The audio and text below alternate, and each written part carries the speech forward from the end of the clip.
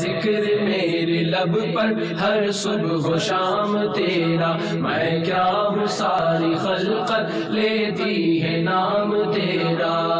یا رسول اللہ یا حبیب اللہ، یا رسول اللہ یا حبیب اللہ۔ الحمدللہ رب العالمین والصلاة والسلام علی سید المرسلین، اما بعد فاعوذ باللہ من الشیطان الرجیم، بسم اللہ الرحمن الرحیم۔ الصلاة والسلام علیک یا رسول اللہ، الصلاة والسلام علیک یا حبیب اللہ، الصلاة والسلام علیک یا نبی اللہ وعلی آلک واصحابک یا نور اللہ۔ سلسلہ لبیک آپ دیکھ رہے ہیں۔ اس سلسلے کے اندر ایک پرٹیکولر موضوع بھی ہوتا ہے اور اس کے ساتھ ساتھ مختلف قسم کے مراحل اور مختلف سیگمنٹ یہ بھی سلسلے کے اندر شامل ہوتے ہیں۔ آج بھی اللہ تبارک و تعالیٰ کی رحمت سے اپنے معمول کے مطابق سلسلے کے اندر موضوع پر ڈسکشن بھی ہوگی اور اس کے ساتھ ساتھ دیگر مراحل بھی سلسلے کے اندر شامل رہیں گے۔ آج کے ہمارے سلسلے کا پرٹیکولر موضوع کیا ہے یہ جاننے کے لیے بڑھتے ہیں عبدالواجد بھائی کی طرف۔ جی حضور۔ جی حضور، آج کے ہمارے اس سلسلے کا جو موضوع ہے، عموماً مدنی چینل کے ناظرین جانتے ہیں کہ ہم ایسا موضوع لے کر آتے ہیں کہ جو تمام لوگوں سے ریلیٹ کرتا ہے اور جو کسی نہ کسی طرح سے ہمارے معاشرے کے ہر فرد سے اس کا تعلق ہوتا ہے۔ اور آج کا بھی موضوع یقیناً ایسا ہے اور وہ ہے غفلت، معاشرے میں بڑھتی ہوئی غفلت، جس کے بہت سے اسباب ہیں، بہت سی وجوہات ہیں اور ہم بہت سے لوگوں کو آج غفلت میں دیکھتے ہیں۔ تو انشاءاللہ اس حوالے سے گفتگو ہوگی۔ کسی بزرگ سے پوچھا گیا کہ سب سے رنجیدہ یا سب سے بدقسمت انسان کون ہے، تو انہوں نے فرمایا کہ وہ شخص جس کے پاس خزانوں کی چابیاں ہوں، وہ شخص جس کے پاس بہت مال و دولت ہو، لیکن اتنی راحت اور سکون کے باوجود وہ اللہ تعالیٰ کی یاد سے غافل ہو، تو وہ بدقسمت ہے۔ اور خوش قسمت کے بارے میں جب پوچھا گیا کہ وہ کون ہے، فرمایا کہ وہ مفلس، فقیر اور درویش آدمی جس کے پاس بظاہر کچھ نہیں، اس کے ہاتھ خالی ہیں، لیکن اس کا دل خداوند کریم کے ذکر سے معمور ہے، اس کی یاد سے معمور ہے۔ اس نے اپنے اوقات میں غفلت کو نہیں آنے دیا، بلکہ اپنے تمام اوقات کو ذکر میں صرف کیا، رب کریم کے احکام کی فرما برداری میں، بجا آوری میں صرف کیا، تو وہ شخص بہت خوش قسمت ہے۔ میٹھے اسلام بھائیوں، بہت سے اسباب ہیں جس کی وجہ سے ہم غفلت کا شکار ہو جاتے ہیں۔ یا ایھا الذین آمنوا لا تلھکم اموالکم ولا اولادکم عن ذکر اللہ۔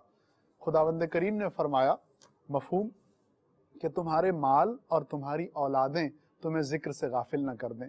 بہت سے اسباب ہیں، لیکن قرآن کریم کی اس آیت کریمہ میں اولاد اور مال کو غفلت کے اسباب میں سے دو سبب بیان کیا گیا ہے۔ ہمارے معاشرے میں ہم دیکھتے ہیں کہ بہت سے لوگ مال کی وجہ سے غفلت کا شکار ہیں، بہت سے لوگوں کو اولاد کی محبت نے دین سے دور کر دیا اور وہ غفلت کا شکار ہو گئے اور احکام خداوندی کی بجاوری کی طرف نہیں آتے۔ سلمان بھائی، یہ چیز ہمارے معاشرے میں بڑھتی چلی جا رہی ہے، تو یہ جو غفلت ہے، آپ اس غفلت کے بارے میں جو ان وجوہات کی بنا پر پیدا ہوتی ہے کیا فرماتے ہیں؟ ایک بات جو فقہا اور صلحاء نے بیان فرمائی ہے عبدالواجد بھائی، وہ یہ بھی ہے کہ انسان جب اپنی اصل کو اور اپنی آخر کو بھول جاتا ہے، اپنی اصل کو، اپنی حقیقت کو جب بھول جاتا ہے اور جو اس کا فائنل ڈیسٹینیشن ہے جب اس کو بھول جاتا ہے، تو پھر وہ غفلت کا شکار ہو جاتا ہے۔ آپ دیکھیں کہ کوئی بھی ایسا شخص جو اللہ تبارک و تعالیٰ کے ذکر سے غافل ہو، جو اللہ تبارک و تعالیٰ کی یاد سے دور ہو، نبی کریم صلی اللہ تعالیٰ علیہ وآلہ وسلم کی تعلیمات سے پہلو تہی کر کے زندگی گزار رہا ہو، آپ دیکھیں گے کہ ایسے بندے کے اندر یہ کانسیپٹ نہیں ہوگا کہ مجھے ان قریب دنیا سے جانا بھی ہے اور مجھے یہاں سے جانے کے بعد قبر کے اندر سوالات کے جوابات بھی دینے ہوں گے، اور کل قیامت میں جب اللہ تبارک و تعالیٰ کی بارگاہ میں حاضری ہوگی تو وہاں پر فرمایا ثم لتسألن یومئذ عن النعیم، نعمتوں کے بارے میں پرسش بھی ہوگی۔ جب انسان کے ذہن سے یہ سارے کانسیپٹ، میں نہیں کہتا بھول جاتے ہیں، دھندلے پڑ جاتے ہیں، تو پھر وہ غفلت کا شکار ہو جاتا ہے۔ آئیے ہم دیکھتے ہیں عبدالواجد بھائی، مہروز بھائی، کہ ایک شخص جو بیمار ہو جاتا ہے اور بیماری کی انتہائی سٹیج پر پہنچ جاتا ہے، جہاں پر آ کر کے جو طبیب ہیں، جو ڈاکٹرز ہیں، یہ اس کو مایوس العلاج کر دیتے ہیں، یعنی جب کہتے ہیں کہ بھی اب آپ ان کو یہاں سے گھر لے جائیں، اب آپ کا مریض 1 ہفتے کا مہمان ہے، 2 ہفتے کا مہمان ہے، یا اب اس کا علاج نہیں ہو سکتا، اب آپ دعا ہی کریں۔ اس وقت جب انسان کو موت یاد آتی ہے اور موت نظر آ رہی ہوتی ہے، پھر اس کا دل اللہ تبارک و تعالیٰ کے ذکر کی طرف مائل ہو جاتا ہے، گویا کہ غفلت کی چادر جو ہے یہ ہٹ جاتی ہے اور اللہ تبارک و تعالیٰ کی یاد میں آدمی مصروف ہو جاتا ہے۔ جس طرح آپ نے یہ 2 ذرائع بتائے ہیں، مال ہے اور اولاد ہے، اور اسی طرح موت کو یاد نہ رکھنا اور کل اللہ تبارک و تعالیٰ کی بارگاہ میں پیش ہونے کو یاد نہ رکھنا، اپنے فائنل ڈیسٹینیشن میں سے پہلا ڈیسٹینیشن جو ہے قبر ہے، اس کو بھول جانا، یہ ساری وجوہات بنتی ہیں کہ انسان اللہ تبارک و تعالیٰ کی یاد کو چھوڑ دیتا ہے، اس سے غافل ہو جاتا ہے اور دنیا کی محبت کے اندر گرفتار ہو جاتا ہے۔ اس کو ایک حکایت کے ذریعے سے یوں بیان کیا گیا کہ ایک شخص جو تھا اس نے خواب دیکھا کہ وہ ایک بیابان کے اندر بھاگ رہا ہے، اس حال میں کہ شیر اس کا تعاقب کر رہا ہے، شیر پیچھے آ رہا ہے، بندہ اپنی جان بچانے کے لیے بھاگ رہا ہے۔ رستے میں چلتے چلتے یہ ایسی بند گلی کی طرف گویا کہ آ گیا کہ جہاں پر آگے کنواں ہے، خندق ہے، یا تو اس میں گر جائے یا پھر ایک درخت ہے، درخت کے اوپر یہ چڑھ جائے۔ یہ درخت کے اوپر چڑھ گیا اور درخت کے اوپر ایک شاخ کے اوپر جا کر کے یہ بیٹھ گیا۔ اب شاخ پر جب بیٹھا تو یہ اور پریشان ہو گیا، کیونکہ اس نے دیکھا کہ 2 چوہے جو ہیں سفید و سیاہ یہ اس درخت کی شاخ کو اپنے دانتوں سے کاٹ رہے ہیں۔ اب اور پریشان ہے، نیچے شیر ہے، جان بچا کے آگے گھڑا ہے، گھڑے میں سانپ ہے، یہاں درخت پر آیا جان بچانے کے لیے تو یہاں پر جو ہے یہ سفید اور کالے چوہے اپنا کام کر رہے ہیں۔ اتنے میں اس نے ایک شہد کا چھتا دیکھا اور یہ شہد پینے میں مشغول ہو گیا۔ اب شہد پینے میں ایسا مشغول ہوا، نہ کوئی چوہوں کا خوف رہا، نہ شیر کا ڈر رہا، اور نہ ہی گڑھے کے اندر موجود سانپ کا کوئی خطرہ رہا۔ اس میں مشغول ہو گیا۔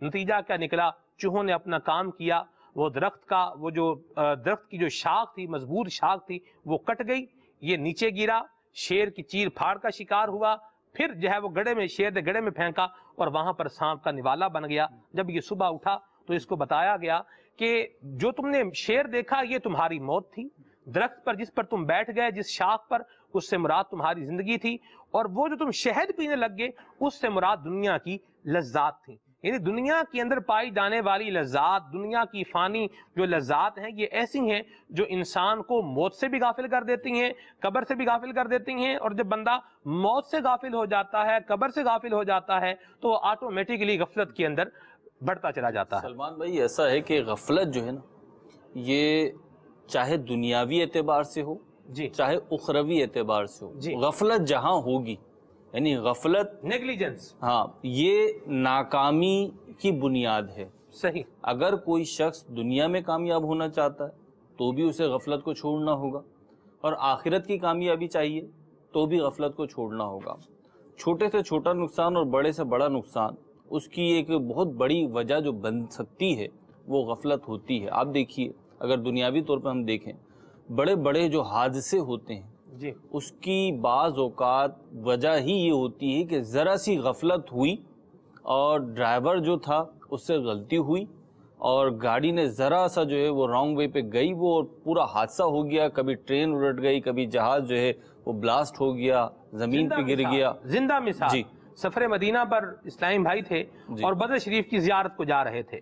اب ڈرائیور غافل ہو گیا، کیا کیا ڈرائیور جو ہے فیس بک یوز کرنے میں لگ گیا۔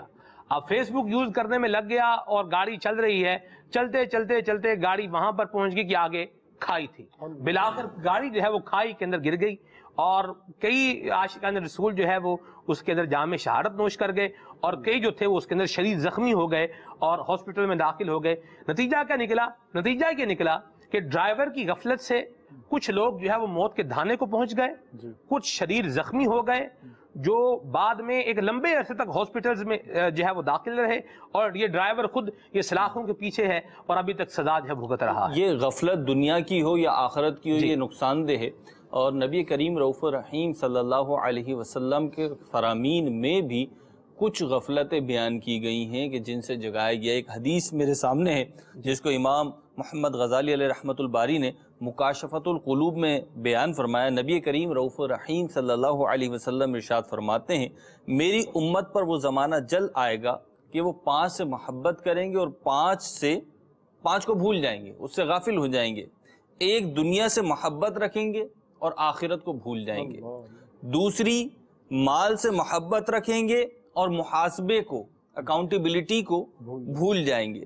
تیسری, مخلوق سے محبت رکھیں گے اور خالق کو بھول جائیں گے, اس سے غافل ہو جائیں گے. اور چوتھی یہ کہ گناہوں سے محبت رکھیں گے اور توبہ کو بھول جائیں گے. اور پانچویں یہ کہ محلات سے محبت رکھیں گے اور قبرستان کو بھول جائیں گے. تو یہ 5 بڑی بنیادی میں سمجھتا ہوں وہ غفلتیں یا وہ بھول ہے جو انسان سے ہوتی ہے, اور پھر اس کا خمیازہ اور اس کا نتیجہ, اس کا معاثر جو ہوتا ہے وہ اپنی دنیا میں بھی بھگتتا ہے, اس کو فیس کرتا ہے اور آخرت میں بھی کرتا ہے. اگر ہم بچپن سے لے کے بڑھاپے تک بلکہ قبر میں جانے تک کی اپنی زندگی کو ہم دیکھیں تو جو لوگ غفلت سے بچ کر کنسنٹریٹ کر کے اپنا گول اچیو کرنے کی کوشش کرتے ہیں تو وہ دنیا میں بھی آسودگی کی زندگی گزارتے ہیں, سکون کی زندگی گزارتے ہیں, کامیابی کی زندگی گزارتے ہیں.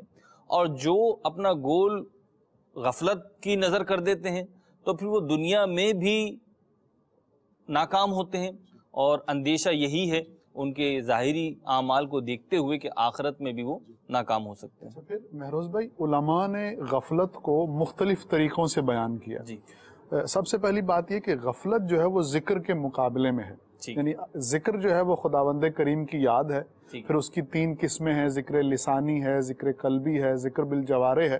یعنی زبان سے اللہ تعالیٰ کو یاد کرنا, دل میں اس کی یاد کا قائم رہنا, اور اس کے بعد جوارح سے اس کی یاد کے آثار کا ظاہر ہونا, اعضاء سے, انسان کی جسمانی اعضاء سے. جی جسمانی اعضاء سے. تو اسی طریقے سے غفلت جو ہے کبھی زبان پر طاری ہوتی ہے کہ انسان زبانی ذکر سے غافل ہو جاتا ہے. بالکل. پھر اس سے جو بری صورت ہے وہ یہ ہے کہ غفلت جو ہے وہ دل پر طاری ہو جائے, جسے ہم دل پہ تالا لگنا بھی کہہ سکتے ہیں, کہ آدمی اللہ تعالیٰ کی نعمتوں پہ غور و فکر نہ کرے, اس نے جو احسانات فرمائے ہیں, جو کرم فرمائے ہیں, ان پر غور نہ کرے, بلکہ اپنے دل کو اس کی نافرمانی میں مشغول رکھے, بری ہی چیزوں کے بارے میں سوچے, گناہوں ہی کے منصوبے بنائے, گناہوں کی طرف ہی جانے کی سوچ رکھے, خود بھی گناہ میں رہے اور دوسروں کو بھی گناہوں کی طرف لانے کی کوشش کرے. تو یہ وہ غفلت ہے جو دل پر طاری ہے. پھر غفلت جیسے اعضاء پر طاری ہوتی ہے کہ انسان جو ہے وہ اپنے اعضاء کے ساتھ بھی گناہوں کا ارتکاب کرتا ہے, اور وہ گناہوں کا کرنا جو ہے وہ غفلت کا ایک نشان اور غفلت کی ایک علامت ہوتی ہے.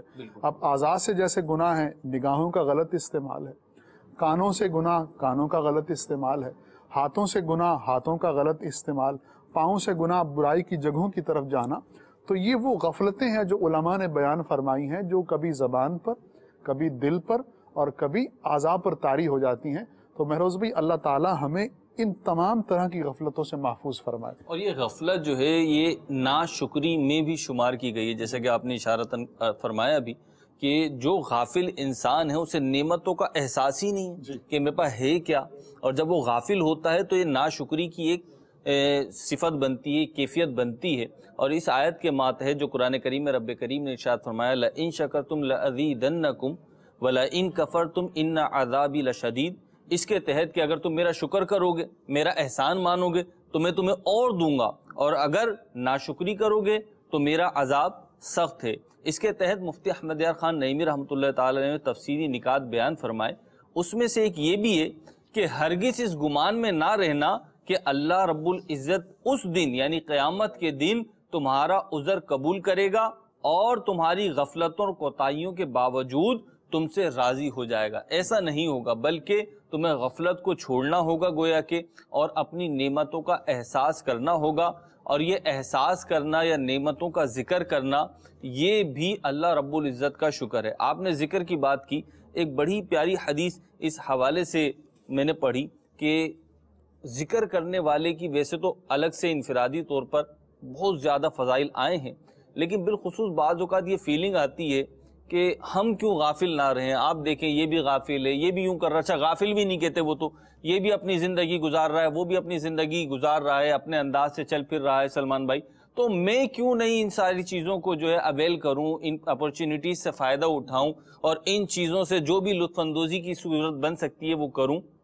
اور میں کیوں گویا کہ ایک غفلت کو چھوڑ کر اور ذکر کرنے والا، شکر کرنے والا اور اپنے گول کو اچیو کرنے والا یا گول پہ نظر رکھنے والا بن جاؤں، اپنے منتہا نظر اپنے مقصد کو بناؤں، تو کیوں بناؤں؟ ایک حدیث پاک میں نے پڑھی، مجھے بڑا مزہ آیا کہ نبی کریم علیہ الصلوۃ والسلام نے ارشاد فرمایا، غافل لوگوں کے درمیان، جو لوگ غفلت کا شکار ہیں، ان لوگوں کے درمیان اللہ رب العزت کا ذکر کرنے والا شکست خوردہ لوگوں کے درمیان صبر کرنے والے کی طرح ہے۔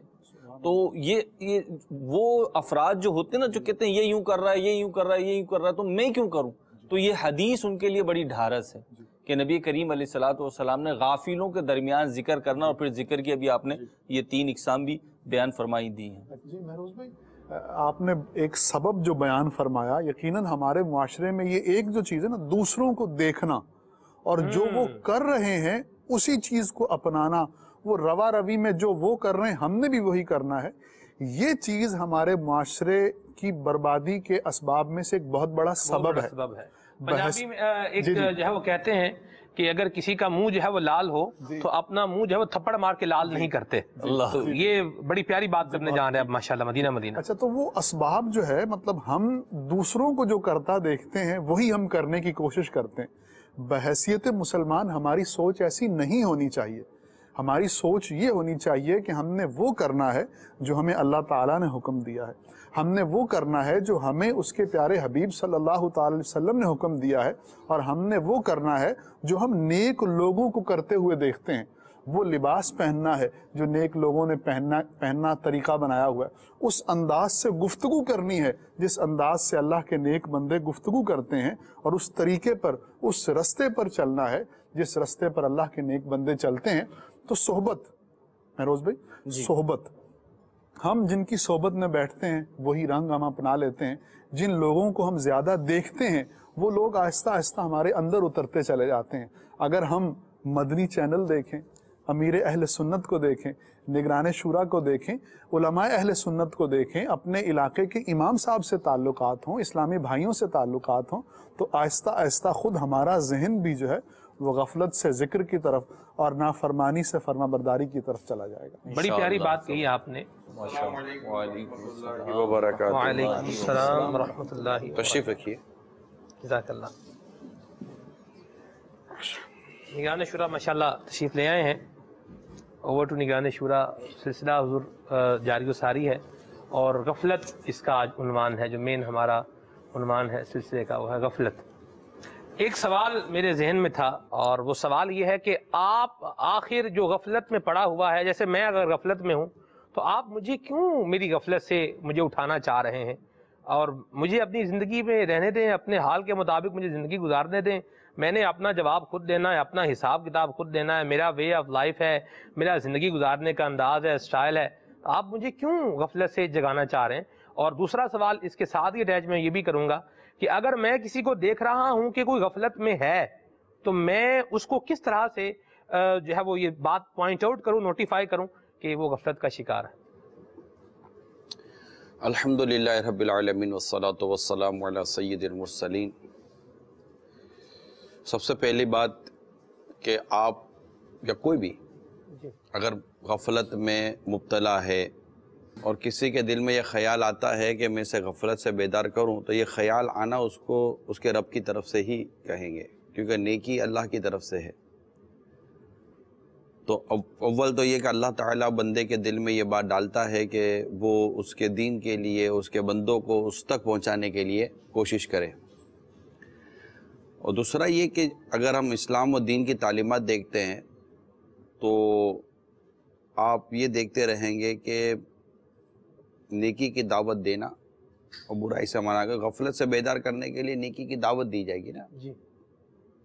تو اب قرآن کریم کی آیات جن میں نیکی کی دعوت دینا، برائی سے منع کرنا، پھر ایک طرف یہ ہے کہ مومن مرد اور مومن عورتیں یہ نیکی کی دعوت دیتے ایک دوسرے کو، برائی سے منع کرتے ہیں۔ تو قرآن کریم میں کئی مقامات پر ہمیں اس بات کی دعوت دی گئی ہے، بلکہ حتیٰ کہ یہاں تک کہا گیا ہے کہ تم میں سے گروہ ایسا ہونا چاہیے جو نیکی کی دعوت دے اور برائی سے منع کرے۔ پھر یہ بھی فرمایا گیا یہ تو نہیں ہو سکتا کہ سب کے سب نکلیں، تو تم میں سے کیوں نہ ہوا کہ کوئی نکلتا اور تفقہ دین کی تعلیم حاصل کرتا. تو یہ ساری چیزیں جو ہیں، اس کے علاوہ ادعو الی سبیل ربک بالحکمت آیت کریمہ موجود ہے سورہ نحل کی. اس میں بھی اس طرح کی ترغیب موجود ہے کہ لوگوں کو اللہ کے دین کی طرف بلاؤ. تو بہت ساری چیزیں ہیں جو ہیں. پھر نبی رحمت صلی اللہ تعالیٰ علیہ وآلہ وسلم کا مقصد بعثت، آپ کی آمد مبارک کا مقصد خود کئی مرتبہ سرکار دو جہاں صلی اللہ تعالیٰ علیہ وسلم نے بیان فرمایا کہ مجھے اس لیے بھیجا گیا ہے، مجھے اس لیے بھیجا گیا، مجھے اس لیے بھیجا گیا ہے. اور ہمیں فرمایا گیا لقد کان لکم فی رسول اللہ اسوۃ حسنہ، تمہارے رسول کریم صلی اللہ تعالیٰ علیہ وسلم کی زندگی میں نمونہ ہے، ان کی زندگی میں پیروی ہے. تو یہ ساری چیزیں بھی ہمارے سامنے ہیں. پھر نبی رحمت صلی اللہ تعالیٰ علیہ وسلم نے ہمیں اس بات کی ترغیبیں دلائی ہیں کہ میرے جانشینوں پر اللہ کی رحمت ہو، جو میری بات سنے، یعنی حدیث سنے، اسے یاد کر دوسروں تک پہنچائے. پھر الدین و نصیحہ، دین خیر خائی کا نام ہے اللہ. پھر اس کے علاوہ بہت سی چیزیں، بلغوا عنی ولو آیا، پہنچا دو میری طرف سے اگرچہ ایک ہی آیت ہو. اگر ہم قرآن کریم کی آیات کریمہ کو پڑھتے ہیں، اس کی تلاوت کرتے ہیں، اس کو سمجھتے ہیں، اور ہم حدیث پاک کو پڑھتے ہیں، اس کو سمجھتے ہیں، اس کی شروحات بھی پڑھتے ہیں، اس کی تفسیر پڑھتے ہیں، بزرگان دین کے افعال اور اعمال کو دیکھتے ہیں، تو یہ بات بڑی واضح ہے کہ انسان کو اللہ تعالیٰ نے جو یہ توفیق دی ہے کہ وہ خود بھی نیکی کرے اور دوسروں کو نیکی کی طرف بلائے، تو یہ اس کی بڑی کرم نوازی اور یہ نیچر ہے. یہ بات میں نے کی ایک انتہائی مذہبی اور دینی پوائنٹ آف ویو پر، ٹھیک ہے. لیکن اگر آپ اس کو ایز اے نیچرل لے لیں نا، نیچرل لے لیں آپ، ٹھیک ہے، قطع نظر اس سے کہ ہم نے کوئی اس وقت دین کی بات کری یا قرآن و حدیث کے حوالے سے ہم نے کوئی ذہن دینے کی کوشش کی ہے، دینا چاہیے یہی. اگر ایک بالکل دنیا دار باپ جو بالکل بے نمازی ہے، کسی طرح بھی اس کو دین سے کوئی واسطہ رابطہ نہیں ہے، جب وہ بھی اپنی اولاد کو مقصد سے ہٹتا ہوا دیکھتا ہے نا، کہ وہ غفلت میں ہے، پڑھائی نہیں کر رہا، وہ کمانے کی طرف توجہ نہیں دے رہا، وہ سویا پڑا رہتا ہے، اس طرح کی کوئی چیزیں دیکھتا ہے، تو باپ بھی چاہتا ہے کہ اپنے بیٹے کو پراپر لائن پر لے کر آؤں. اس وقت بیٹے کی سمجھ میں نہیں آ رہا ہوتا، لیکن جب وہ باپ بنتا ہے اور اس کا کوئی بیٹا ہوتا ہے، وہ اسی نیچر پر آ کر کھڑا ہو جاتا ہے. تو یہ چیزیں انسان کے نیچر میں شامل ہیں کہ وہ جب یہ الگ بات ہے کہ ایک آدمی بڑا ہی غافلوں کی صحبت میں، جب غافلوں کی صحبت میں تو اس نے اسی کو اپنی زندگی کا مقصد بنایا ہوا ہے. تو اس سے ہی جگانے کے لیے اللہ تعالیٰ نے اپنے نیک بندوں کو، اپنے ہوش مند بندوں کو توفیق عطا کی ہے، اور وہ جاتے ہیں اور نیکی کی دعوت دیتے ہیں، برائی سے منع کرتے ہیں. نہیں تو یہ غفلت جو ہے، جس کو آپ غفلت کہہ رہے ہیں، وہ جو اس میں مبتلا ہے وہ تو اسے غفلت ہی نہیں کہہ رہا، اس کی تو زندگی کا مقصد ہی وہی ہے جو وہ کر رہا ہے. سٹائل ہے نا جی زندگی سٹائل ہے، اس نے وہ ایک آئیڈیل بنایا اپنا. ہم مسلمانوں سے بات کر رہے ہیں، انڈرسٹوڈ ہے، ہم ٹھیک ہے نا. تو مسلمان کو ہی مسلمان ہم کو کہے گا بھائی تم کون ہوتے ہو یہ کہنے والے کہ یہ غفلت ہے یا نہیں ہے. بالکل یہی ہے، یہی ہے. ہاں بالکل یہی. Who are you؟ آپ کون ہوتے ہیں بھائی مجھے کہنے والے کہ میں غفلت میں ہوں؟ بالکل میری زندگی میں گزار رہا ہوں، آپ کو کیا تکلیف ہے؟ تو اس کو ہم کہیں گے تم مسلمان ہو، تم قرآن پر ایمان لائے ہو. اللہ کریم تمہیں جس زندگی کے بارے میں ارشاد فرماتا ہے، جب تم اس زندگی اور اس مقصد سے ہٹو گے تو تم اپنے مقصد سے ہٹ گئے، اور جو مقصد سے ہٹے گا اسی کو غفلت میں پڑا ہوا کہیں گے. تو پھر اس لحاظ سے تو غفلت یہ ہوگی کہ جو بھی اپنی تخلیق کے مقاصد سے ہٹ گیا ہے وہ غافل ہے. وہ غافل ہے.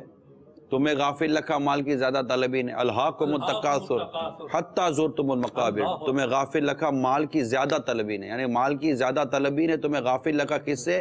طاعت اور فرما برداری سے. اللہ کی طاعت اور فرما برداری سے تمہیں غافل رکھا. حتی زرتم المقابر، حتی یہاں تک کہ تم نے قبروں کا منہ دیکھ لیا. ٹھیک ہے، تو یہ تو واضح طور پر قرآن کریم تو اس یوں کہہ رہا ہے، الہاکم التکاثر حتی زرتم المقابر، کہ تمہیں غافل رکھا مال کی زیادہ طلبی نے. نہ تو آپ کیا کوئی کمائی نہ کریں، کوئی کام دھندا نہ کریں، کوئی بچوں کے لیے کوئی پیسہ جمع نہ کریں، کوئی گھر کے لیے پیسہ جمع نہ کریں، کوئی اچھا زندگی گزارنے کا انداز اپنانے کے لیے پیسہ جمع نہ کریں. دیکھیں گے کہ ہم اس آیت کریمہ کی تفسیر میں یہ ہے جو مجھے یاد پڑ رہا ہے کہ تمہیں مال کی زیادہ طلبی نے غافل رکھا کس چیز سے؟ اطاعت الہی، اللہ تعالیٰ کی فرما برداری سے. کہ یہ بندہ مال کمانے میں اللہ تبارک و تعالیٰ کی نافرمانی میں چلا گیا اور اس کی عبادت سے غافل ہو گیا. ٹھیک ہے نا. صحابہ کرام علیہ رضوان نے بھی مال کمایا ہے جی. ٹھیک ہے, ان کے پاس بھی مال تھا, مگر وہ مال اللہ سے غافل نہیں کرتا.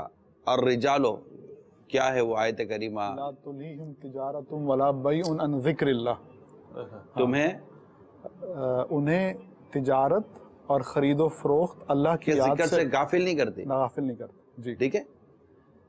یاد دیکھیں قرآن کریم کو اگر ہم مختلف جگہوں پر دیکھیں گے تو ہمیں ہر جواب خود قرآن کریم میں ملتا چلا جائے گا کہ مرد وہ ہیں جی جنہیں غافل نہیں کرتی تجارت اور خرید و فروخت. اور سورہ جمعہ میں بھی اس طرح کا ہے کہ جب تم اذان سنو فاسعوا الی ذکر اللہ وذروا البیع, ہاں خرید و فروخت ترک کر دو اور اللہ کے ذکر کی طرف چلو. جب تم نماز پوری کر لو فانتشروا فی الارض, زمین پر منتشر ہو جاؤ. کہ اللہ تعالیٰ کا فضل تلاش کرنے کے لیے اس فضل سے مراد تجارت و کسب حلال ہے. تو اللہ تعالیٰ نے تو کسب حلال اور تجارت کو اور کمانے کو تو اپنا فضل فرمایا ہے. یہی تو عرض کر رہے ہیں کہ ابھی آپ یہ قرآن ہی سے بیان کر رہے ہیں کہ یہ فضل ہے اور پھر اسی کو آپ غفلت بھی کہہ رہے ہیں. اس کو غفلت نہیں کہا گیا. الہاکم التکاثر حتی زرتم المقابر, تمہیں غافل رکھا مال کی زیادہ طلبی نے. اور اس کی تفسیر آپ دیکھیں گے تو آپ کو انشاءاللہ ملے گا کہ اس سے مراد یہ ہے کہ تم نے مال کمانے میں اپنے رب کی فرما برداری ترک کر دی اور اللہ کی نافرمانی میں جو پڑ گئے ان کو سمجھایا جا رہا ہے. لہٰذا ہم صحابہ کرام علیہ رضوان کی زندگی سے ہدایت لیں گے نا کہ ان کو جب یہ نمازوں کا وقت ہوتا تھا تو یہ مساجد کی طرف چلتے تھے, تجارتیں ترک کر دیتے تھے. حتیٰ کہ ان کے اندر ایسا جذبہ تھا کہ سیدنا ابو ہریرہ رضی اللہ تعالیٰ عنہ بازار جا کر ارشاد فرماتے ہیں کہ تم بازار میں ہو, مسجد میں تو جنت کے وہ میوے تقسیم ہو رہے ہیں, کچھ اس طرح کا ارشاد فرمایا. تو لوگ تو دوڑے نا, روایتوں میں اس طرح مضمون موجود ہے, لوگ تو دوڑے مسجد کی طرف اور آ کر کہنے لگے ابو ہریرہ رضی اللہ تعالیٰ عنہ ہم نے تو ایسا کچھ نہ دیکھا. تو ارشاد فرمایا کہ کیا تم نے وہ نہ دیکھا کہ علم دین کی مجالس چل رہی تھی؟ کہا ہاں. تو کہا وہی تو جنت کے میوے ہیں, وہی تو جنت کی نعمتیں جو تقسیم ہو رہی تھی. اسی طرح کے ایک روایت کا مضمون موجود ہے. دیکھیں بیلنس کے ساتھ چلیں. انبیاء کرام مال کا وارث نہیں بناتے, ان کی وراثت جو ہوتی ہے وہ علم ہی ہوتی ہے. اچھا یہاں وہ آیت کریمہ ہے وہ میں دوبارہ پڑھ دیتا ہوں, آپ اس کا ترجمہ بھی کر دیں تاکہ وہ سیکوینس کے اندر آ جائے. یا ایھا الذین آمنوا, اے ایمان والو, اذا نودی للصلاۃ, جب نماز کے لیے اذان دی جائے, یعنی اس سے جمعہ کی اذان مراد, جمعہ کے روز, فاسعوا الی ذکر اللہ وذروا البیع, تو دوڑو اللہ تعالیٰ کے ذکر کی طرف وذروا البیع, اور بے ترک کر دو, یعنی خرید و فروخت ترک کر دو. ذالکم خیر لکم ان کنتم تعلمون, یہ تمہارے لیے بہتر ہے اگر تم جانتے. جی. فاذا قضیت الصلاۃ, جب تم نماز پوری کر لو فانتشروا فی الارض زمین پر پھیل جاؤ, وابتغوا من فضل اللہ, زمین پر پھیل جاؤ اور اللہ تعالیٰ کا فضل تلاش کرو, اللہ تعالیٰ کا کثرت سے ذکر کرو تاکہ تمہیں فلاح نصیب ہو. بالکل جی حضور. اچھا یہ جو میں ایک اور طریقے سے یہ سوال کروں گا کہ غفلت جو ہے وہ لذت ہے, اور یہ لذتیں مختلف طریقوں سے آتی ہیں. آنکھوں کی لذت ہے, سننے کی لذت ہے, لمس کی چھونے کی لذت ہے. تو مغربی معاشرے کے جو مفکرین ہیں, فلاسفرز ہیں, وہ کہتے ہیں کہ آپ ہمیں لذت لینے سے کیوں منع کرتے ہیں؟ ہمیں آخر قدرت نے آنکھیں دی ہیں, بدن دیا ہے, کان دیے ہیں, تو آپ ہمیں ان چیزوں سے لطف اندوز ہونے دیں. ہمیں موبائل کمپنی جب موبائل دیتی ہے نا تو اس کے ساتھ ایک کتاب دیتی ہے کہ اس کو کیسے یوز کرنا ہے. ٹھیک, واہ, اللہ اللہ اللہ اللہ, کیا بات ہے. ٹھیک ہے. ہم ٹی وی لیتے ہیں تو اس کے ساتھ ایک کتاب آتی ہے کہ اس کو کیسے استعمال ہونا ہے. یہ کتاب ٹی وی بنانے والے نے کتاب دی ہے. انسان کو پیدا کرنے والے اللہ تعالیٰ نے انسانوں کے لیے, انسانیت کے لیے کتاب عطا فرمائی ہے, وہ ہے قرآن. قرآن سے دیکھیں گے, قرآن سے پوچھیں گے, قرآن بتائے گا کہ لذت کاہے میں, قرآن بتائے گا کہ آنکھوں کی لذت لینی ہے تو کہاں سے تمہیں ملے گی, ہاتھوں کی لذت لینی ہے تو کہاں سے تمہیں ملے گی, آنکھ کا استعمال کہاں ہونا چاہیے, ہاتھ کا استعمال کہاں ہونا چاہیے, پاؤں کا استعمال کہاں ہونا چاہیے. قرآن میں خود بھی کہیں کہ بھائی یہ تو تم حدیث کی بات کرتے ہو, تو خود قرآن ہی کہتا ہے, کون سی آیت کریمہ ہے نا کہ یہ محبوب جو تمہیں دے وہ لے لو, آتاکم الرسول فخذوہ, جو تمہیں رسول دیں وہ لے لو, وما نہاکم عنہ فانتہوا, جس چیز سے روکے اسے رک جاؤ. یہاں پر باقاعدہ حدیث مبارک سے استدلال, حدیث مبارک کی طرف رجوع کرنے کا واضح بیان موجود ہے جی کہ تم یہ حبیب تمہیں جو دیں وہ لے لو, جس چیز سے روکے اس سے رک جاؤ. تو اب اس کو سمجھنے کے لیے بندہ کہاں جائے گا؟ حدیث کی طرف جائے گا. ٹھیک ہے، حدیث کو سمجھنے کے لیے شروعات کی طرف جائے گا. علم 1400 برس سے زیادہ عرصہ گزر گیا، علم اسی طرح مخلوق تک پہنچا ہے. جو اس کے علاوہ اور راستہ ڈھونڈنے کی کوشش کرتے ہیں وہ گمراہ ہو جاتے ہیں. علم اسی طرح اللہ کریم نے یہ کتاب اپنے حبیب پر نازل کی، سبحان اللہ، براہ راست اپنے بندوں پر نازل نہیں کی، براہ راست اپنے بندوں کو احکامات عطا نہیں کیے.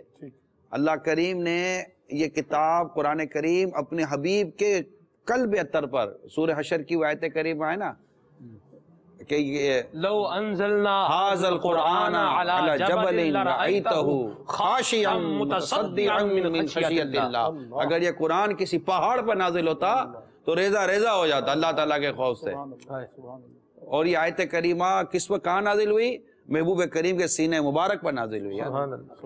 کیسا کریم ہے وہ سینہ مبارک. ٹھیک ہے، تو وہ قرآن کریم وہاں نازل ہوا. وہاں سے اس کی پوری وضاحت کے ساتھ کہ یہ حبیب وہ ہے نا واقعہ کے مقصد کا مقصد، ہم نے تمہیں رسول بھیجا تاکہ تم آیت کریمہ کی تلاوت کریں. وہ کون سی آیت کریمہ ہے؟ کاش کہ میں حافظ ہوتا، اور ہم بھی کاش ہم حافظ ہوتے. یعلمہم الکتاب والحکمہ، وَيُعَلِّمُهُمُ الکتاب، کہ تمہیں کتاب کا علم سکھاتے ہیں. کیا ہے؟ آقا دو جہاں صلی اللہ علیہ وسلم کی شان کیا بیان کی؟ وَيُعَلِّمُهُمُ الکتاب، کہ یہ وہ ہیں، ہم نے تمہیں رسول بھیجا جو تمہیں کتاب کا علم سکھاتے ہیں. سبحان اللہ، سکھاتے ہیں. اور وَيُزَكِّيهِمْ، وَيُزَكِّيهِمْ، اور تزکیہ نفس کرتے ہیں، تمہیں ستھرا کرتے ہیں، تمہیں پاک کرتے ہیں. یہ اس کے بعد کا ہے. اس کے بعد یہ ان کی شان ہے. ہم اب موضوع تک رہتے ہیں. اب ویسے وہ آپ حافظ تو نہیں ہیں، لیکن اتنی توجہ کیسے جاتی ہے آپ کی؟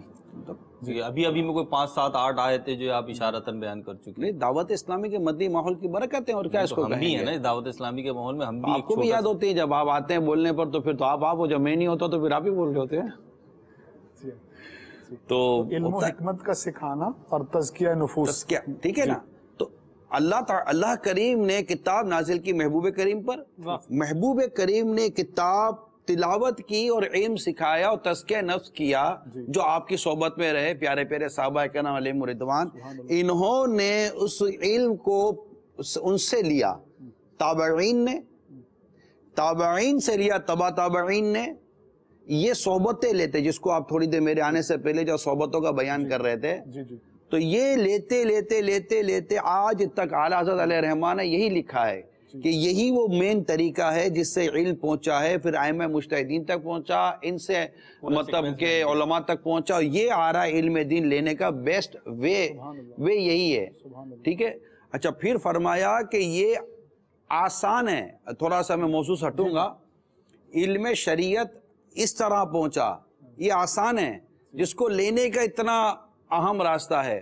علم طریقت تو اس سے زیادہ مشکل ہے. اس کو لینے کے لیے بندہ ڈائریکٹ کیسے جائے گا؟ یہ کسی نیک بندے کی نگاہ سے آتا ہے اور اللہ کے ولی کی صحبت سے آتا ہے. چلیں، ابھی تک کی گفتگو سے پتہ چل گیا غفلت، یہ غافل نہیں ہونا چاہیے، سب کچھ ہے. لیکن دنیا کی جتنی بھی آبادی ہے، جتنی بھی آبادی، ابھی واضح نہیں ہوا، معذرت کے ساتھ واضح نہیں ہوا، کیونکہ موضوع کو پورا کر لیتے ہم. جی بالکل موضوع کو پورا کرتے، کیونکہ قرآن کریم میں مقصد زندگی بیان کیا گیا. دیکھیں، ہم اپنے ناظرین میں ایسے کئی ہوتے ہیں کہ جو دیکھتے ہیں کہ یار ابھی تک بات واضح نہیں ہوئی. میں خود سمجھ رہا ہوں کہ بات ابھی واضح نہیں، ابھی تو ہم مقصد ہی سمجھا رہے ہیں کہ یہ غفلت ہے.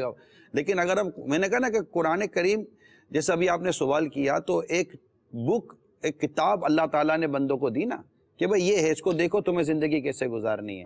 اب اس میں لیسن، اس میں سبق موجود ہے. والعصر ان الانسان لفی خسر. پوری سورہ عصر بتاتی ہے کہ ہماری زندگی کا مقصد کیا ہے، کہ انسان خسارے میں ہے. الا الذین آمنوا، وہ جو ایمان لائے، وہ جو نیک اعمال کیے، وہ وتواصوا بالحق وتواصوا بالصبر، اور حق کی وصیت کی اور اس پر آنے والی مصیبتوں پر صبر کیا. ٹھیک ہے. الذی خلق الموت والحیات لیبلوکم ایکم احسن عملا. تم میں زندگی فلسفہ، موت و حیات کا فلسفہ موجود ہے. یہ ہمیں پیدا کرنے اور ہمیں مارنے کا اللہ تعالیٰ مقصد بیان کرتا ہے. قد افلح المؤمنون یا ایھا الذین آمنوا اتقوا اللہ ولتنظر نفس ما قدمت لغد. اے ایمان والو، اللہ سے ڈرو، ہر جان جانے کہ اس نے کل کے لیے کیا بھیجا. اللہ تعالیٰ نے اپنے نیک لوگوں کے اوصاف قرآن کریم میں بیان کی، انبیاء کرام کی زندگی قرآن کریم میں بیان کی. اور کئی چیزیں قرآن کریم بیان کی اور بتایا ہے کہ غفلت کیا نہیں ہے. اس کا فیصلہ ایک مسلمان خود سے کیسے کرے گا؟ کوئی ایک مطلب صرف ایک انگلش بولنے والا، انگلش جاننے والا کیا یہ بتائے گا زندگی کا مقصد کیا ہے؟ زندگی کا مقصد مفتی بتائے گا، عالم بتائے گا، اور وہ بتائے گا جو قرآن کریم کی آیات پڑھ کر بتائے گا کہ زندگی کا مقصد کیا ہے. ایک انسان ہے، انسان کی زندگی کا مقصد کیا ہے. قرآن کہتا ہے مسلمان مردوں سے کہہ دو اپنی نگاہوں کو کچھ نیچی رکھیں. قرآن کہتا ہے نگاہوں کو نیچی رکھیں. آپ کہتے ہیں کہ نگاہیں بھاڑ کر ہم لذتیں اٹھائیں گے، گناہ کریں گے. سرکار صلی اللہ تعالی وسلم نے نگاہوں کی حفاظت کے بارے میں نہیں فرمایا؟ اچھا، جو نگاہوں کو برائی سے بچاتا ہے اس کو جو عبادت کی لذت دی جاتی ہے، کہ اس کے بارے میں حدیث پاک میں نہیں آتا؟ سبحان اللہ. ایمان کی حلاوت کیا جو دنیا میں اللہ تعالیٰ کی خوشنودی اور رضا کے لیے شراب ترک کر دیتا ہے، کیا قیامت کے روز سے شراب طہور پلانے کا وعدہ نہیں فرمایا گیا؟ سبحان اللہ. جو دنیا میں نیکی کی دعوت دیتا ہے، برائی سے منع کرتا ہے اور اس طرح کرتا ہے، کیا اس کو 300 حوروں سے نکاح کے بارے میں نہیں کہا گیا؟ اللہ خادمین نہیں کہے گئے؟ غلمان کا قرآن کریم ہے، غلمان کا ہمیں شریعت مطالعہ نہیں بتاتی؟ تو یہ اگر دیکھیں تو غفلت کیا ہے اور غفلت کیا نہیں ہے. قرآن کریم کو پڑھیں گے نا، صراط و جنان لے لیں اور نیت کر لی جائے. میں آج لبیک کے سلسلے میں یہ نیت کروا دیتا ہوں اپنے ناظرین کو کہ آپ یہ نیت کریں کہ میں نے الحمد کے الف سے شروع کرنا ہے. صراط و جنان لے لیں آپ. میں صراط و جنان لینے کی آپ کو دعوت دے رہا ہوں. صراط و جنان لے لیں اور اس کو پڑھنا شروع کر دیں اور پڑھتے رہیں. روزانہ کا کوئی ہدف بنا لیں. ہر نماز کے بعد پڑھیں. اسی میں قرآن کریم کی ایک اور آیت مبارکہ پڑھنے کو ملے گی جس میں مقصد حیات بیان ہو رہا ہے. غفلت کی چادر خود بخود اس سے اترتی چلی جائے گی. وما خلقت الجن والانس الا لیعبدون افحسبتم انما خلقناکم عبثا انکم الینا لا ترجعون. کیا تم اس گمان میں ہم نے تمہیں یوں ہی پیدا کر دیا؟ کیا تمہیں اللہ کی طرف پلٹنا نہیں ہے؟ مقصد کیا تمہیں اللہ کی طرف پلٹنا نہیں ہے؟ لوٹنا ہے. لوٹا وہاں جاتا ہے جہاں سے بندہ آیا ہو. اللہ اکبر. تمہیں نفس کی طرف چلنا، اپنی اس نفس کو جو ہم نے پالی ہوئی ہے. نفس میں تغیر ہے، نفس ختم نہیں ہوتی. نفس میں تغیر ہے، نفس بدلتی ہے. نفس کو جتنا زیادہ آپ پریشرائز کریں گے یہ بدلتی رہے گی اور یہ سپورٹنگ کی طرف بڑھے گی. اس کو جتنی آزادی دیں گے اتنی آزاد ہوتی چلی جائے گی. ان کو قید کریں، یہ نفس کی کوالٹی ہے، یہ نفس کا نیچر ہے. اس کو پڑھ لیا جائے. نفس تغیر ہے، اس کو جتنا آپ چینج کریں گے یہ چینج ہو جائے گی. جتنا اس کو آپ ایزی کریں گے ایزی ہوتی چلی جائے گی. اور یہ ایک وقت آتا ہے کہ نفس اس سٹیج پر آ جاتی ہے جیسے نفس امارہ وہ گناہوں کی طرف لے کے جاتے ہیں. نفس لوامہ کہ جب بندہ سے غلطی ہو جائے تو وہ اس سے ملامت کرتی ہے اور وہ توبہ لاتا ہے، رجوع لاتا ہے. پھر مزید یہ مجاہدے اور ریاضتیں اور اللہ کی رضا والے کام کرتا ہے حتیٰ کہ وہ نفس مطمئنہ ہو جاتی ہے. تو یہ چیزیں ہیں کہ جو انسان کو غفلت سے نکالتی ہیں. اور قرآن کریم میں اور حدیث مبارک میں واضح طور پر، میں سارے جو کچھ بھی علم دین سے شغف رکھتے ہیں میں آپ کو دعوت دیتا ہوں میرات المناجیح یہ کتاب لے لیں. مفتی احمد یار خان نعیمی رحمۃ اللہ تعالیٰ علیہ کی شرح مشکات ہے. اس کی 6ٹھی جلد یا 7ویں جلد کا پہلا باب ہے کتاب الرقاق، نرمی دل کا بیان. یہ ہوگا تقریباً 100-150 صفحات پر مشتمل یہ پورا موضوع ہوگا. اب یہ پورا پڑھ لیں ایک مرتبہ. اسلام و دین زندگی گزارنے کا کیا طریقہ ارشاد فرماتا ہے یہ آپ کو کتاب و رقاق میں مل جائے گا. ہر طالب علم کو یہ پڑھنا چاہیے. دعوت اسلامی کی ویب سائٹ سے بھی مل جائے گا انشاءاللہ. اور جو ہمارا دعوت اسلامی کی مجلس آئی ٹی کی طرف سے ایک سافٹ ویئر جاری کیا گیا ہے المدینہ لائبریری، اس کے اندر بھی الحمدللہ میرے اس مطلب پی سی ٹیبلیٹ کے اندر یہ پوری مشکات شریف موجود ہے. الحمدللہ پوری مشکات شریف موجود ہے اللہ تعالیٰ کی رحمت سے. اس میں الحمدللہ تفاسیر موجود ہیں.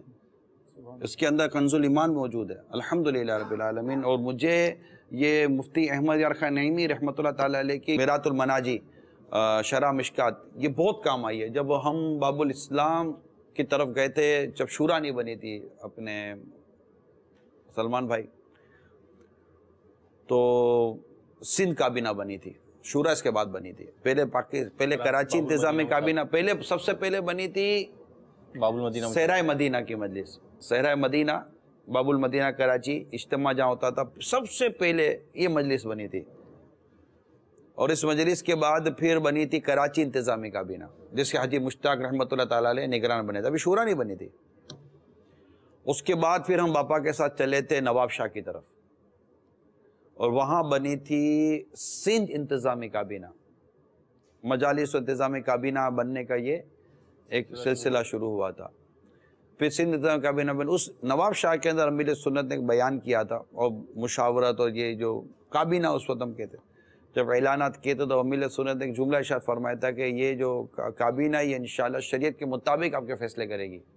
مجھے بالکل یاد ہے اس وقت میں نے امیر سنت کی باتیں سنی تھی، میں بھی اس مجلس کا رکن تھا، تو میں کہا یار یہ تو بات بڑی اہم کر دی امیر سنت نے، اب یہ ملے گا کہاں سے؟ اس وقت مجھے اسی مشکات شریف سے قضا کا بیان ملا، یہ شاید 6 جلد میں قضا کا بیان، امارت و قضا کا بیان، اس میں فیصلے کے بیان ہیں، عدل، انصاف، قاضی، فیصلے، یہ سارا بیان وہاں موجود ہے۔ شاید مجھے یاد پڑتا ہے کہ تھوڑے دنوں کے اندر میں پورا باب پڑھ لیا تھا کہ یار اتنی بڑی بات کر دی امیر سنت نے۔ اب پتہ تو ہو کہ یہ عدل، انصاف، اگرچہ اس کے اور ہمارے تقاضوں میں فرق ہے، مگر ایک زبردست گائیڈ لائن ملی۔ اور پھر اچھا ایک تو حدیث کی ترجمہ دیکھیے، اس کے بعد جو مفتی صاحب جو شرح بیان کرتے ہیں، پھر وہ شرح کے بعد جو موجودہ عوام اس میں سے کیا لے سکتی ہے، یہ جو بیان، جیسے تفسیر نعیمی ہم دیکھتے ہیں تو تفسیر نعیمی میں جو مفتی صاحب فوائد لکھتے ہیں، ایک آیت کریمہ کے تحت 8 10 12 فائدے لکھ دیتے ہیں۔ یعنی میں نے ایک دفعہ مفتی دعوت اسلامی مفتی محمد فاروق اتاری صاحب رحمۃ اللہ تعالیٰ علیہ سے عرض کی تھی، حضور فلاں آیت کریمہ میں بہت ساری باتیں ذہن میں آتی ہیں، اب اپنی طرف سے تفسیر تو نہیں کر سکتے، تفسیر بھی رائے جائز نہیں ہے، تو ذہن میں خیالات آتے ہیں کہ یار اس کی یہ تفسیر ہوگی، کیا کرنا چاہے؟ تو مفتی صاحب فرماتے تھے کہ تفسیر نعیمی میں مفتی احمد یار کا نعیمی رحمۃ اللہ تعالیٰ علیہ نے جو فوائد لکھے نا، اس فوائد کو آپ پڑھ لیں، یہ اس آیت کریمہ کے تحت یہ بیان ہے۔ سبحان اللہ، کتنی خوبصورت بات کر دی تھی، علماء کی بات ہوتی ہے۔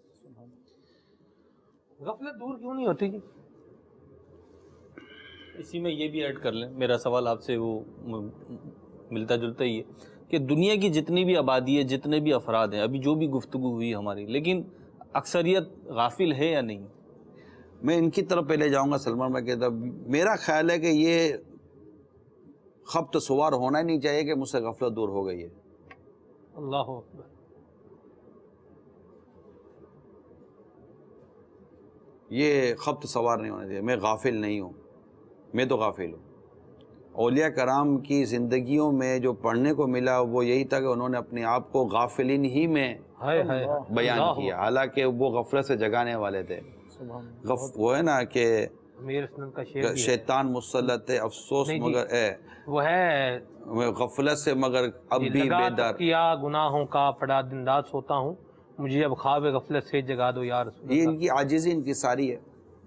اور مفتی اعلیٰ حضرت رحمۃ اللہ تعالیٰ علیہ مریدین کے لیے لکھتے ہیں کہ مرید کی کامیابی اس میں ہے کہ اس پہ فتح باب نہ ہو، فتح باب نہ، دروازہ نہ کھلے اس پر وہ دروازے نہ کھلے، کیونکہ مرید جو ہوتا ہے نا، مرید جب اپنے پیر کے ساتھ آگے بڑھتا ہے نا، اور پیر جب اسے راہ سلوک کی منزلیں طے کرواتا ہے، ہم لوگ سالک کہلاتے ہیں، ٹھیک ہے، پیر جب راہ سلوک کی منزلیں جو طے کر رہا ہوتا ہے پیر صاحب کے ساتھ، تو جب پیر صاحب کے ساتھ راہ سلوک کی منزلیں طے کرتا ہے تو اس پر دروازے کھلتے ہیں، اس پہ بہت ساری چیزیں منکشف ہوتی چلی جاتی ہیں، اس کے ذہن کے، اس کے دماغ کے، اس کے دل کے، اس کی آنکھوں کے بہت سارے دریچے کھلتے ہیں اور پردے ہٹتے ہیں، اور بہت ساری چیزیں اسے محسوس ہو رہی ہوتی ہیں، اس کی اپروچ بڑھ جاتی ہے، اس کا بہت کچھ بڑھ جاتا ہے، تو اس میں اس کو بہت ساری چیزیں اس پر ظاہر ہونا شروع ہو جاتی ہے، بعضوں کو عجیب کچھ ایسی چیزیں نصیب ہو جاتی ہیں، مل جاتی ہیں، تو اس میں ڈر ہوتا ہے کہ یہ چیز ہو جائے گی تو وہ بولے گا کہ میں کہیں پہنچ گیا ہوں،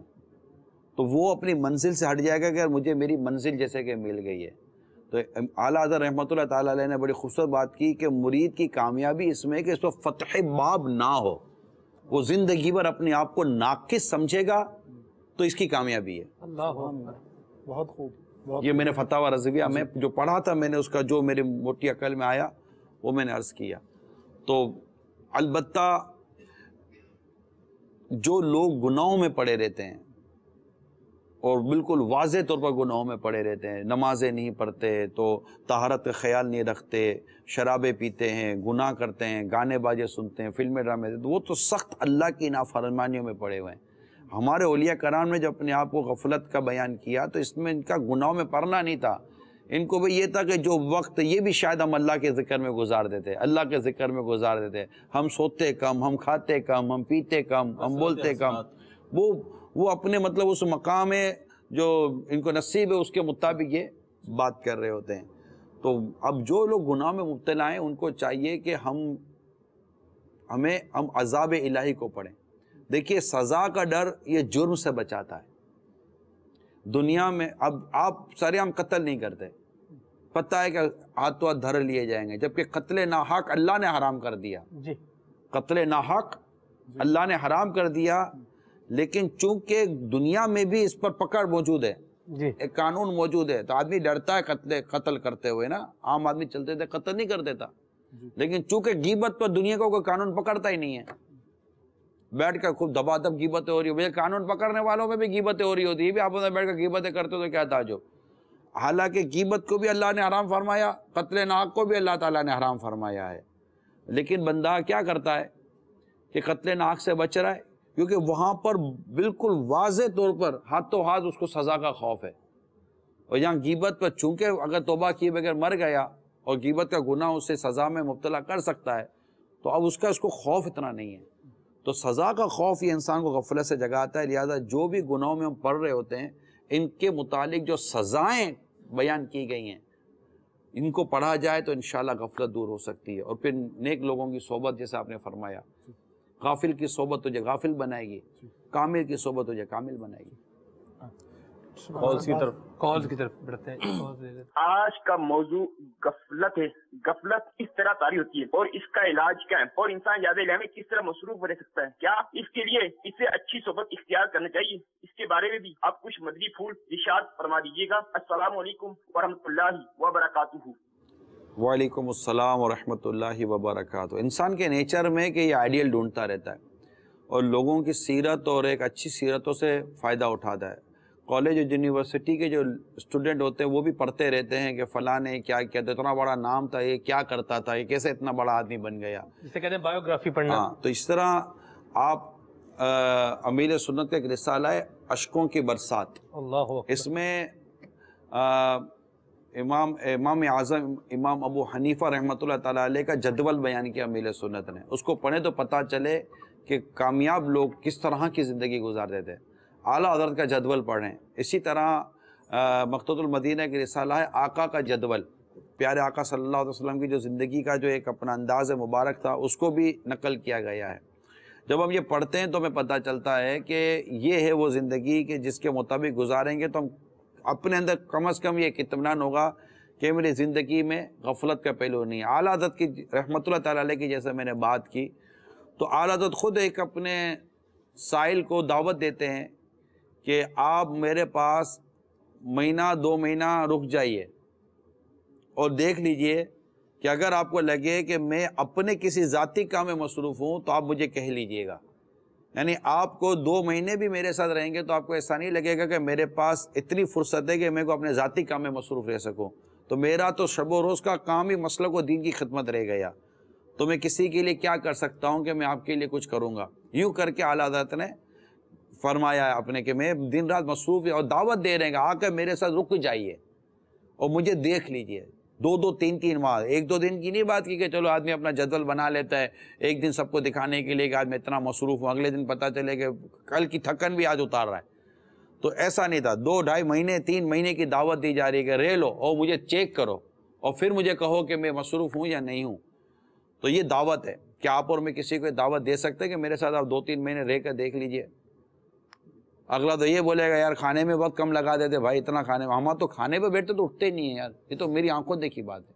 ہم تو بعض اوقات مدنی مشوروں میں کیا کرتے ہیں، جیسے اگر مجھ سے کوئی پوچھتا ہے نا کہ کھانے کا وقت کب دینا ہے تو میں تو اذان سے 15 20 منٹ کے پہلے کا ٹائم دے دیتا ہوں۔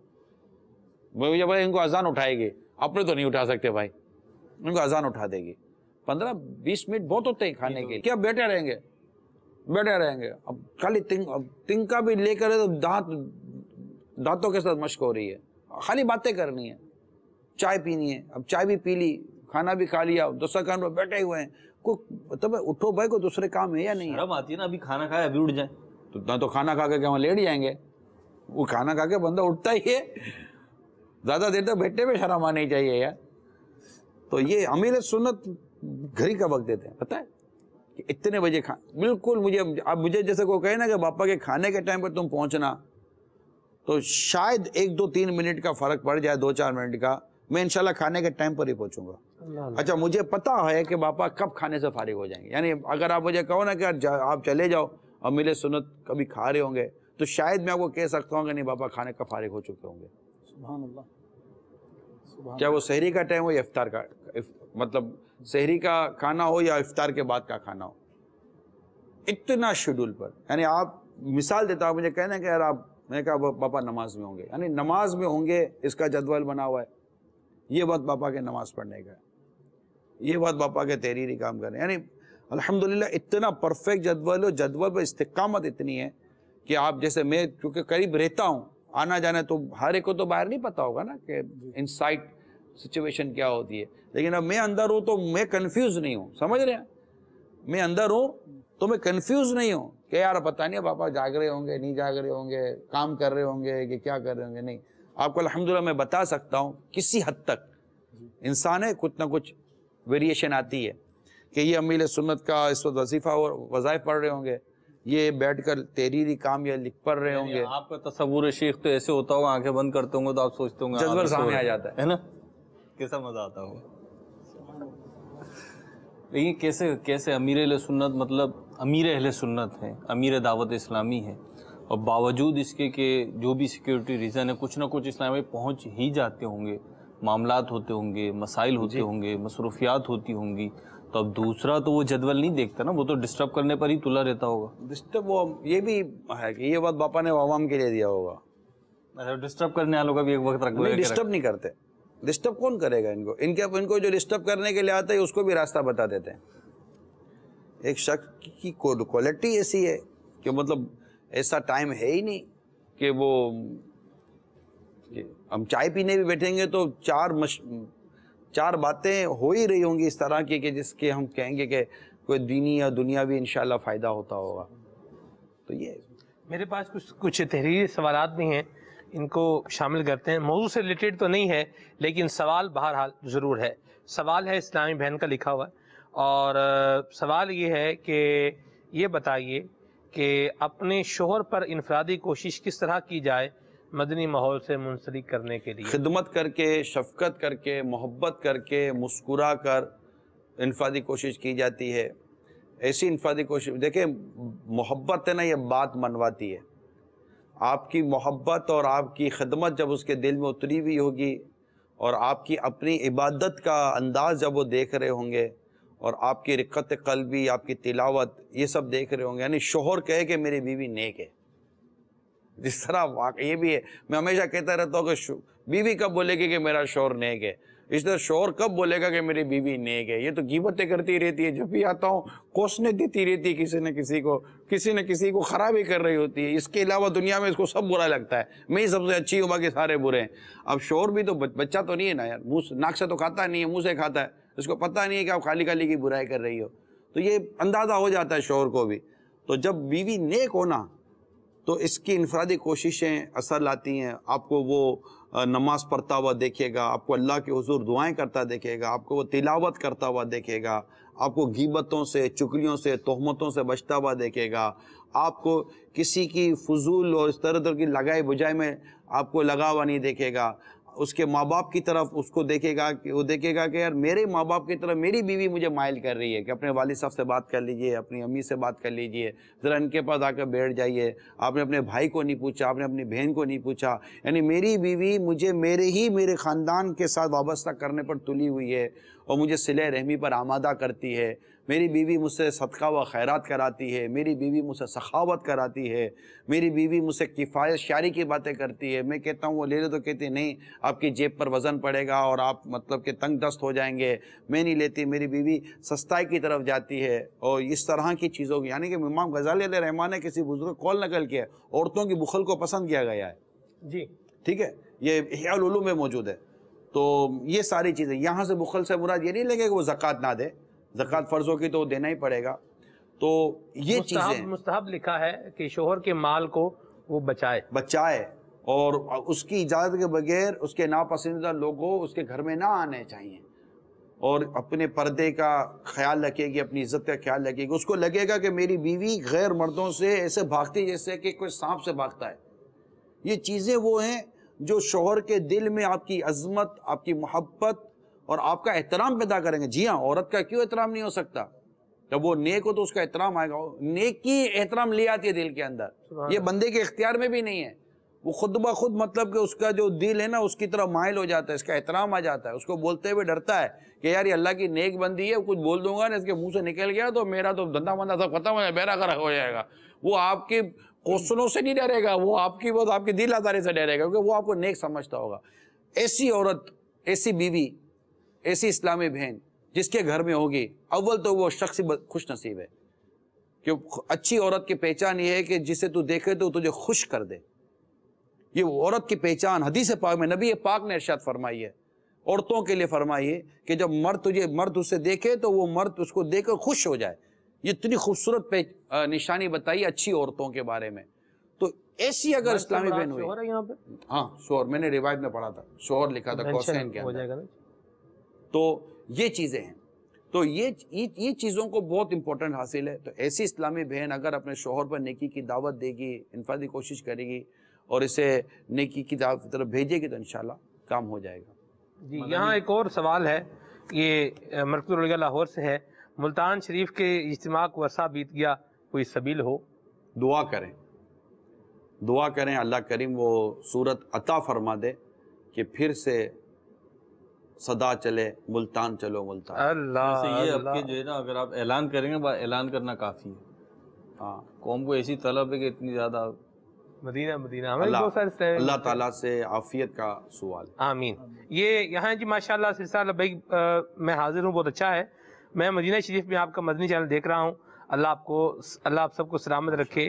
یہ ہیں جی محمد کاشف بھائی ہیں، یہ کہہ رہے ہیں ایک سوال اور بھی ہے لیکن غالباً کچھ کالز بھی ہیں، کالز لے لیتے ہیں۔ میں فائزہ طاریہ اٹلی کے شہر بریشو سے بات کر رہی ہوں۔ عمران انکل، مدنی منع اور مدنی منیا جب کسی کو دعوت دینے جاتی ہیں تو بڑے لوگ ہنستے ہیں، کیا ہمیں نیکی کی دعوت دینی چاہیے یا نہیں دینی چاہیے؟ السلام علیکم ورحمۃ اللہ وبرکاتہ۔ وعلیکم السلام ورحمۃ اللہ وبرکاتہ۔ ہو سکتا ہے بیٹا کہ وہ آپ پر شفقت فرماتے ہوئے مسکرا رہے ہوں کہ تُنے پیارے پیارے مدنی منیا نیکی کی دعوت دے رہے ہیں، آپس ہوتا ہے نا ماشاء اللہ سبحان اللہ، ہو سکتا ہے اس لیے بیٹا یہ مسکرا رہے ہوں اور تنقید یا طنز کرتے ہوئے نہ ہنس رہے ہوں۔ اور اگر یہ ہے تو اچھی بات ہے بیٹا، عموماً جب چھوٹے بڑوں کو اس طرح کی نیکی کی دعوت دیتے تو ان کا ایک بھول پن والا انداز یہ خوش کر رہا ہوتا ہے، تو یہ بھی ممکن ہے۔ اور اگر اللہ نہ کرے یہ طنز یا تنقید کی وجہ سے یا مذاق اڑانے کی وجہ سے ہنس رہے ہوتے ہیں تو آپ کی استقامت انہیں سنجیدہ کر دے گی بیٹا، نیکی کی دعوت دینا کبھی بند نہیں کرنا۔ کال لے لیں۔